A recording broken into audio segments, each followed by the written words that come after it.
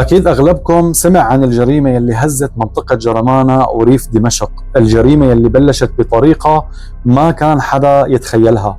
شاب عمره 20 سنة اسمه علاء ضياء البربور، بينحدر من محافظة السويدة ومن الطائفة الدرزية، وبيشتغل لحتى يساعد نفسه ويساعد أهله. وبيوم من الأيام فجأة وهو راجع من شغله على بيته بيختفي وما عاد بيبين له أي أثر. ولحتى نكون دقيقين أكثر، الجريمة صارت بحي الحمصي بمدينة جرمانة.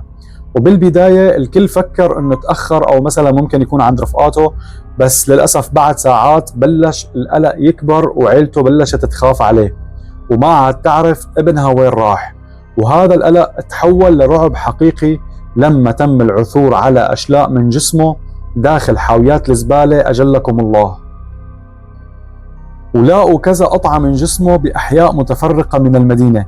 وباليوم يلي بعده تم العثور على بقية الأجزاء بمكب النفايات بمنطقة نجهة جنوب دمشق. وهون تحولت القصة من قصة اختفاء شاب إلى واحدة من أبشع الجرائم يلي عرفتها المنطقة. مباشرة انتشرت اتهامات عشوائية على مواقع التواصل الاجتماعي، وتوجهت أصابع الاتهام فورا للأمن الداخلي والحكومة السورية. وصاروا يقولوا انه بلشت سكاكين الجولاني تنتقم من الدروز، وطلع كلام تحريضي وكاذب عن فوضى وانفلات امني وسببه هو الحكومة. بس الحقيقة انكشفت بعدين وكانت مختلفة تماما. بحسب المعلومات المؤكدة، الجريمة ما إلها أي خلفية سياسية ولا طائفية، وما إلها أي علاقة بأي جهة رسمية، بل هي جريمة جنائية بحتة ارتكبها 5 أشخاص تم توقيفهم بالكامل بعملية أمنية دقيقة وتحويلهم لمخفر جرمانة تمهيدا لإحالتهم للقضاء. والتفاصيل اللي طلعت بالتحقيق صادمة، لأنه القاتل ما كان غريب عن الضحية. علاء كان سهران مع نفس الأشخاص يلي صاروا بعدين هنن القتلة، كانوا قاعدين سوا وعم يمزحوا وعم يسهروا. فالضحية كان بيناتهم وكان الجو طبيعي، وفجأة اتدخل شخص وصار يمزح معه مزح تقيل. المزحة تحولت لنقاش، والنقاش لتوتر، والتوتر صار خناقة كبيرة. خلال لحظة بفقدان العقل، واحد من الموجودين قرر انه يستخدم السكين وطعن علاء من ظهره. الطعنة كانت شبه قاتلة. فلما وقع الشاب على الأرض، بدل ما يجوا يوقفوا مثلا أو يبلغوا عنه أو حتى مثلا يهربوا، لا، دخلوا بحالة ذعر جماعي وكأنهم هن عم بيتعاطوا أو مثلا مخدرين أو شيء. وبدل ما يسلموا حالهم قرروا انهم يخفوا الجريمة. واحد منهم قال الجملة يلي غيرت كل شيء: خلونا نخلص منه. واجا واحد من الموجودين راح رفع السلاح عليه وقوصه طلقتين بصدره. وهون بلش التفكير بكيفية إخفاء الجثة، وراحوا جابوا أدوات من محل قريب ورجعوا للمكان. وبعدين أخذوا الجثة وراحوا على المحل يلي بيشتغل فيه شخص من هدول الأشخاص، لأنه هو شريكهم كمان وبيشتغل بالحديد والميتال، وهو معلم بالصاروخ تبع الحديد اللي بيقصوا فيه الحديد وبيستعملوه بالبناء.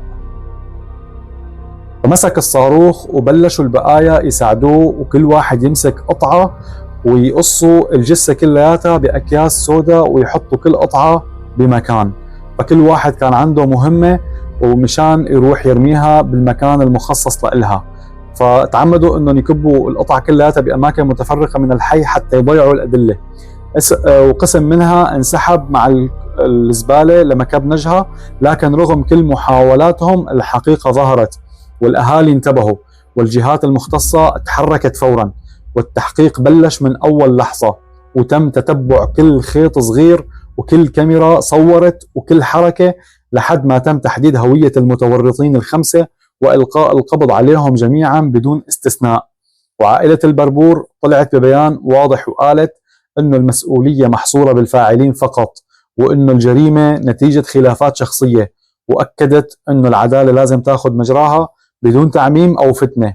اليوم جرمانة مو بس حزينة، جرمانة مصدومة من كمية الجرم يلي صار، لأنه القاتل كان شاب لساته بأول عمره وعم يقضي وقت مع رفقاته وحابب انه يسهر معاهم، وانقتل بدم بارد من ناس كان على اساس بينه وبينهم في اخوة وصداقة. القصة مو بس جريمة، القصة انذار خطير عن العنف وعن فقدان الانسانية بلحظة، وعن كيف مزحة ممكن تنهي جريمة تهز بلد كامل. والكل اليوم عم يطالب بشيء واحد: الحقيقة الكاملة والعدالة الكاملة لهي الضحية، الرحمة لروح علاء، والصبر والسلوان لأهله، ولازم يتم محاسبة كل واحد شارك بهي الجريمة للنهاية.